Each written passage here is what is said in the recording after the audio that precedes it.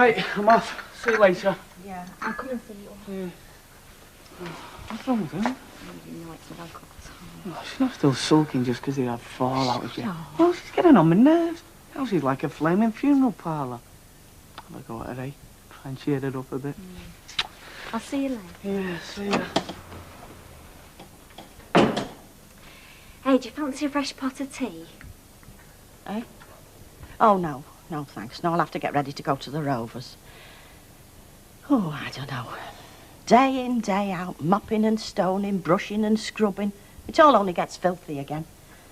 Makes you wonder what we're here for. It's not like you to be down in the dumps. It's all about me Uncle Tom, this, isn't it? Well, I mean, I know it is. Hey, I'm sure he didn't fall out with you on purpose. No, well, between you and me, I was a bit sharp with him. Said some hard words. I used to do it with Stan, but it was like water off a duck's back to him. He was used to it. Never listened any road. But I think it comes as a bit of a surprise to your Uncle Tom. Well, he'll have got over it by now. No. No, I've gone and spoilt things. We had a very nice friendship and all. I bet it's not as bad as that. Hey, he thinks a lot about you, you know. Why don't you give him a tinkle at the shop? I bet he'll be there now. He'll have just got back from the market. Hey, go on, give him a bell. Oh, no. No, I couldn't do that, no. No, the woman can't make the first move, you see. A woman can do what she wants nowadays. Oh, well, you can, maybe, but not me. No, I'd feel I was making myself look cheap. Oh, blimey, Mrs. Ogden. This ain't my age group's mixed up. Bring out your dead. It's okay, kid. It's only me. Come dragging you to work. What's so with you? Aren't you feeling so good? I'm feeling like you'd expect, seeing as I'm barred from having aught to do with my own grandson. You are? Well, I thought you were having him round here for his tea last night. I was, wasn't I? Only when Gail arrived, our Brian's girlfriend was here, so Gail got shirty.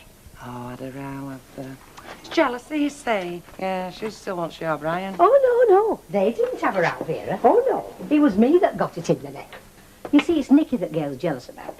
She don't want him looking on Liz as some sort of substitute for her, that's what it is. So she sees Liz here, she turns round, walks out and won't let Nicky stop with it. Well, she's out of order then. There's no need to take it out on you. Oh, no, I can see where she'd be worried, Vera. I think I would in her position. No, I'll tell you what. She likes giving folk an hard time, does Gail. Yeah, it'd make her day, making you feeling wrong. Oh, no, fair dues, Vera. I think she just got wrong impression. I reckon I can sort it out with her. Look, I'm telling you, she won't want to sort it out. She's one of these folk that likes a bit of bother. Oh, and I'll tell you another one and all. Baldwin. Come on, let's get over to work. We don't want to make his day.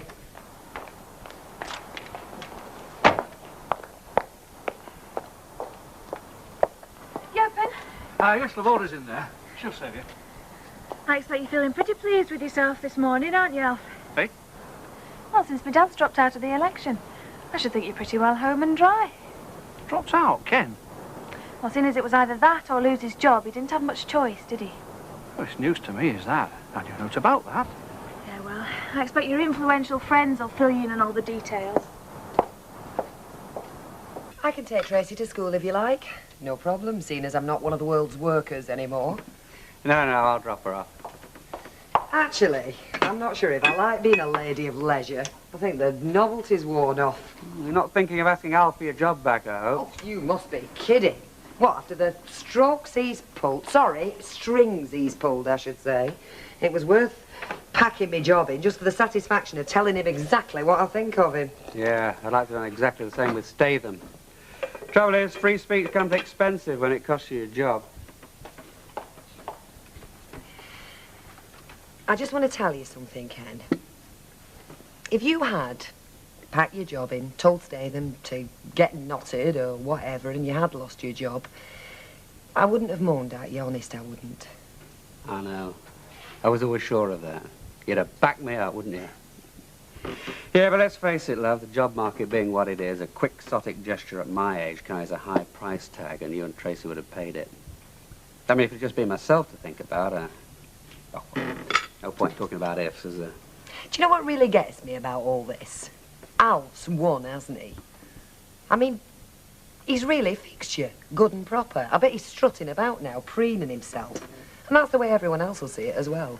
He's won and you've lost. Yeah, I know. I knew that was part of the equation when Statham presented his ultimatum. I can stand it. Dad, you better come quick. There's water everywhere. The bath's flooded over. That's all we need. April Fool caught you, didn't I? You little April Fool. You did catch me, you did. And why not? Why not? Everybody else has. Oh. I'll get it. Oh. Hey, thanks for ringing me, love. Shh.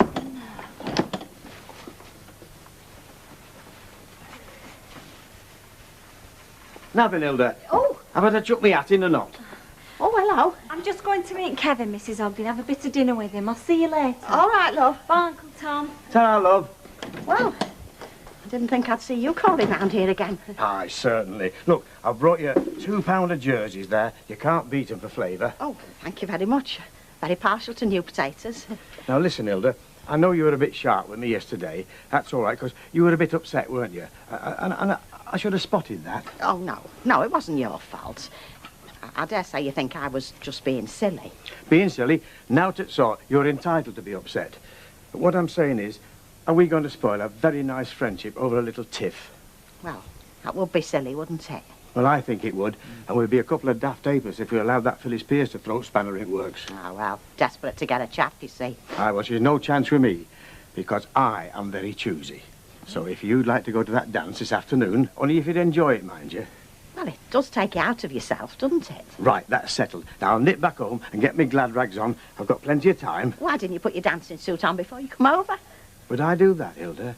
Would I take you for granted like that? Come on, kid, I'll buy you a drink. Oh, I'm not going to a pub, Vera. I'm going to go to Gail's. I want to get a few things settled. But I think you're wasting your time. Still, suit yourself. Brilliant. 36. So anyway, I thought, well, I'd best get out of the way while they kiss and make up. She's probably putting one of her pot ducks over his head right this very minute. No, it was just dying for him to come round. It's dead romantic.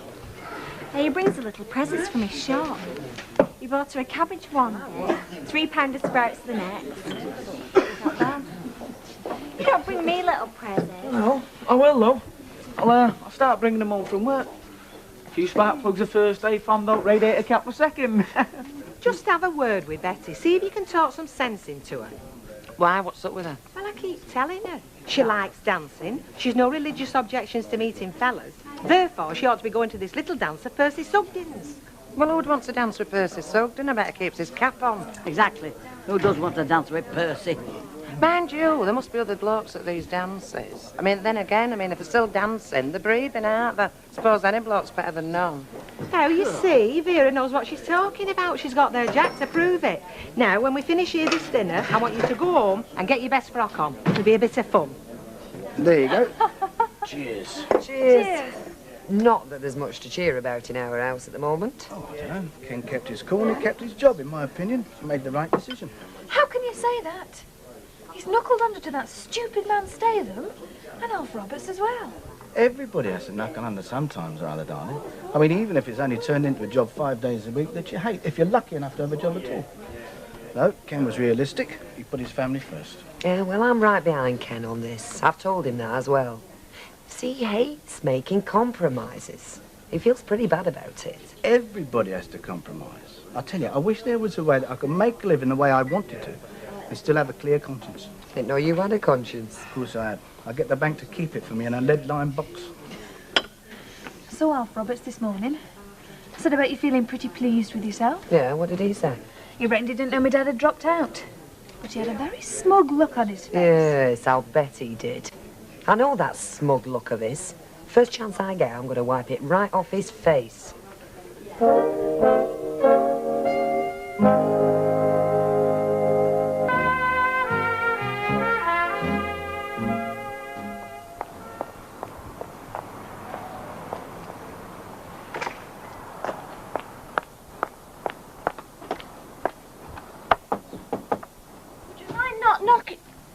Oh, it's you. I've just put the baby down. Oh, not walk, have I? Well, we're soon here if you have. I've rushed round in me dinner hour. I had to come because... I don't think we've got anything to discuss, Ivy. Now, I'm just about to put a pile of washing in the machine, so if you'll excuse me. Well, give us a chance to explain. Look, you got wrong ended sick last night. I mean, Liz only called round for a minute, you know. She seems to call round a lot. Especially when Nicky's going to be there, I notice. She's not like that, honest. Well, she's always there when I call. Like last night. But that was just a coincidence. I mean, I don't encourage you, you know. I wouldn't lie to you, Gail. I'm sorry, Ivy. You know how I feel about Nicky and her. So what is it you're saying to me, then? Are you telling me that Nicky can't come round and see me anymore? Because if you are... I'm not having Nicky anywhere near that woman. I don't want him growing up not knowing who his mother is. Now, look, kids can get disturbed easy enough.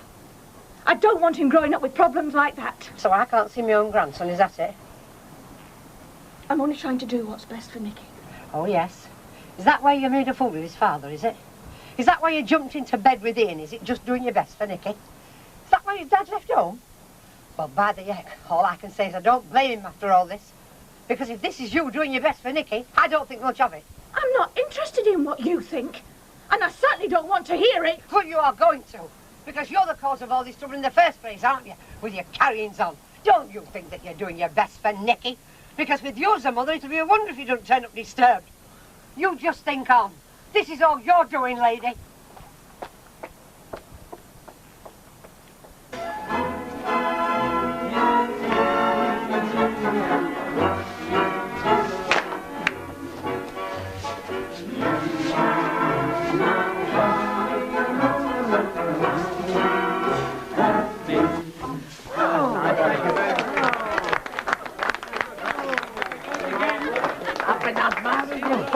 You're a lovely mover. Oh, thank you very much. What we should be doing a proper barn dance. Well, some of us were. What were you doing? Trying to stamp on the back, people? No, I mean one of those progressive barn dances where you like exchange fellas.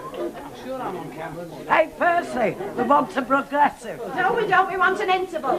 Right you are, Mrs. Ogden. Ladies and gentlemen. It's too soon for an interval. I'll be the judge of that, Mrs. Pierce. Ladies and gentlemen, we'll have our first interval now. There'll be a second interval at 1700 hours approximately.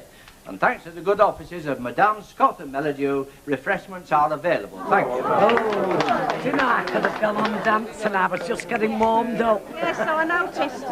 I noticed you're very fond of that frock and all. You wore it last week. Come on, Tom. Oh, George, go and get us a cup of tea while I go to the little girl's room. Ah, Mrs. Turpin, I'd almost given you up.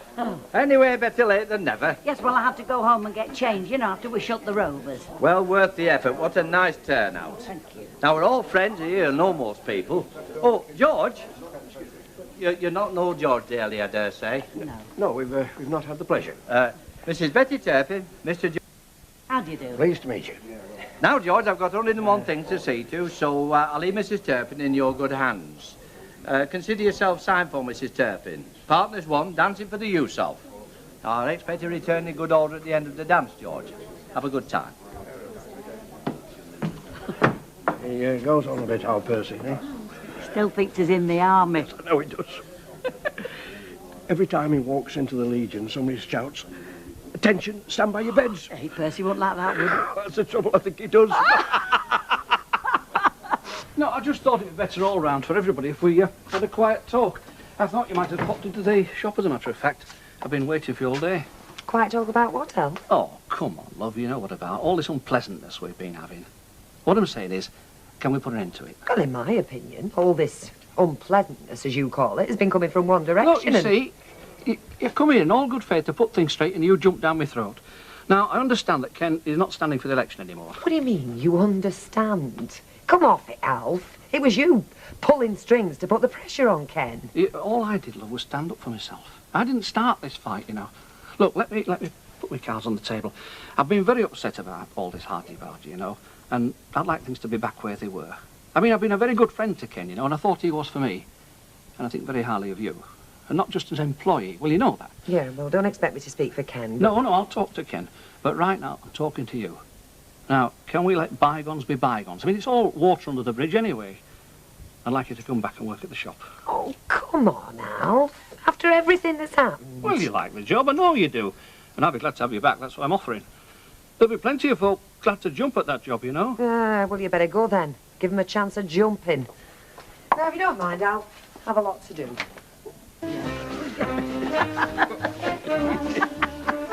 No, I can tell you go dancing a lot. Oh, I'm not none of donkey's years, not since my husband passed away. Oh, you're very good. I'm really enjoying myself, I tell you. I enjoy myself and all. Look at her, that Betty Turpin. I only went to the toilet for 2 minutes. When I come back, she'd make my partner mad. Hey, if that Phyllis Pierce tries anything, just ignore her. Oh, Percy, we don't want no ladies excuse me. Don't worry. What? I'll not give Phyllis Pierce a chance of grabbing me. It's a image you should be after. Only chap here worth chasing. Oh, thank you. I'll take that as a compliment, Hilda. Of course, definitely. Oh, stand back, this one's mine. You can do this, Sam. Hey, I only come in here for a warm and a cup of tea. I'll warm you, and if you play your cards right, I'll put 2 lumps of sugar in your tea. By heck, I thought it'd be you. Watch your steps, Adrian. That was done deliberate. Don't talk rubbish. Blame your partner.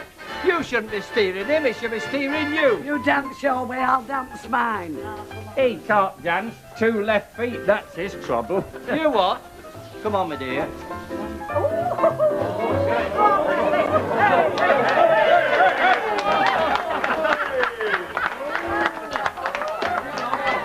The Sugden Shuffle, first seen in the Savoy Ballroom. Savoy London? No, Savoy up Tommyfield way, Oldham. Excuse me, love, I've got some musical duties. Have you flogged them houses of yours yet? Ah, by heck. Well, you must have some brass. I've never seen you in this suit before. Hey, I got it from Oxfam shop. I believe it was a doctor what had it before. Oh, not another interval. Ladies and gentlemen, something very serious has happened. Now, a rare and valuable record I had here. The Cajun Corps band playing God Save the Queen has gone missing. Well, you can't dance to God Save the Queen. It's not for dancing to, Mrs. Ogden, it's for playing at the end. Oh. No, that record is back here by 6 o'clock, not another word will be said. Now, there's nobody likes a bit of fun more than me. But some things are too sacred for horseplay. She's still on the doorstep giving you this mouthful where everybody could hear. Yeah, well, that could be my fault, because I wouldn't let her in the house. You're right, no. I never thought Ivy'd turn on me like that. I mean, I know she was upset because I wouldn't let her have Nicky, but... Oh, she's always had a wicked tongue, Ivy. She's always trying to make trouble for you if you think about it. Well, she never wanted me to marry him in the first place. Well, maybe she was right. I wish now she had managed to split us up the way she wanted. At least I wouldn't have to go through all this. Oh, lovey, now, come on. It's no good wishing things like that. I mean, you wouldn't wish you hadn't got little Nicky, would you? Or baby Sarah? Of course not. Oh, ma'am! I could kill Ivy saying things like that to you. I could, really. She should be ashamed of herself. Well, at least I know what she really thinks of me now. She thinks everything's my fault. I'll be to blame for anything that happens to Nicky. It'll all be my fault. Now, come on, lovey. Yeah, and you know what the worst thing is, ma'am? I think she's right. It is my fault. There's not a lot I can tell you. I mean, his name's George Daly, and, well, he's very nice. Good looking?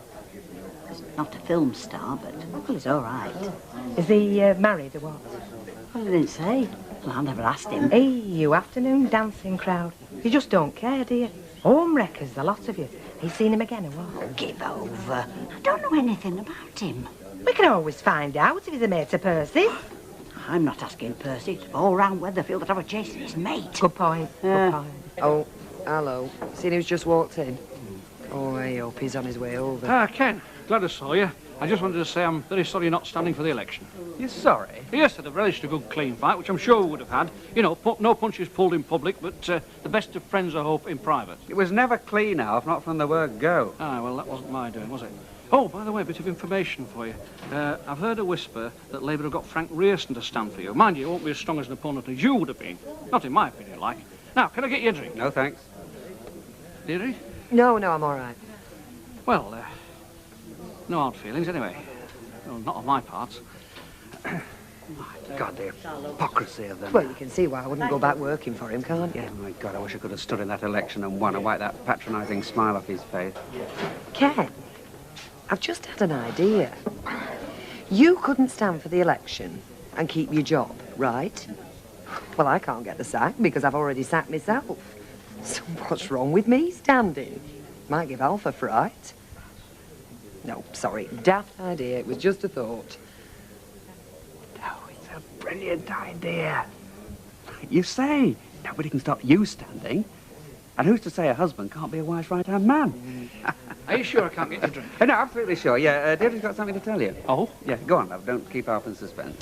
There will be a Barlow standing in the election, Al. Me. I'm putting up as an independent. Are you having me on? Yeah, far from it, far from it. And like me, she's looking forward to a good, clean fight. I hope you are.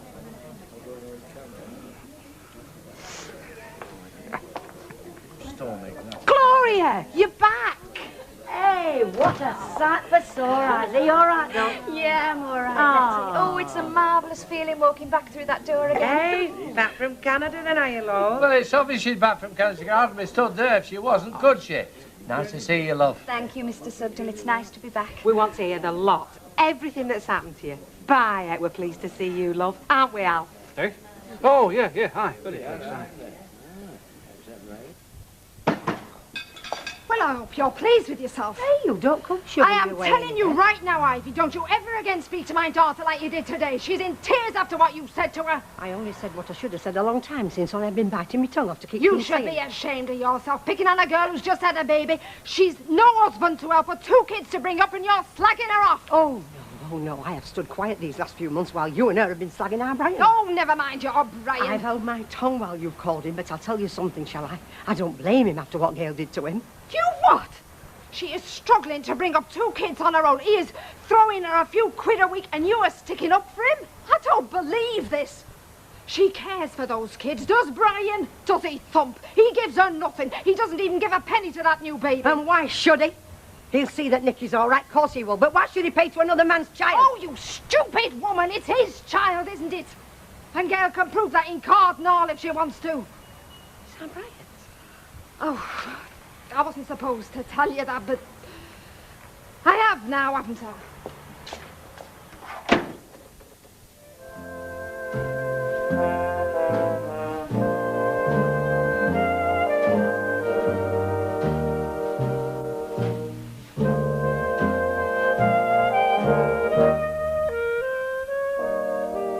All this week's classic episodes can be seen in the Omnibus this Sunday afternoon at 3 o'clock.